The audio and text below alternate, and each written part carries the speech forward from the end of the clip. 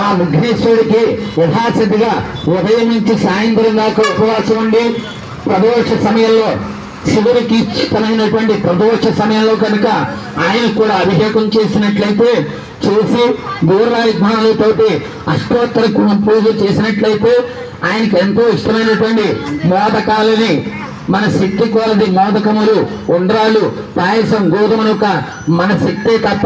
ఆయన ఇది అనేటువంటిది లేదు. అటువంటి గనక ఆ స్వామికి గనక నివేదన చేసి ఇచ్చినట్లయితే ఆ పరమాత్ముడు ఆ గజానుడు ఆ లంబోదరుడు మన యొక్క కోరికలు నెరవేర్చి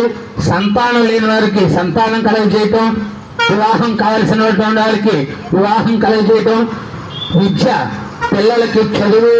మంచి విజ్ఞానము, మంచి బుద్ధిని, మంచి ఉద్యోగాన్ని కలగజేస్తాడు ఆ విరసిద్ధి వినాయక స్వామి. ఎందుకంటే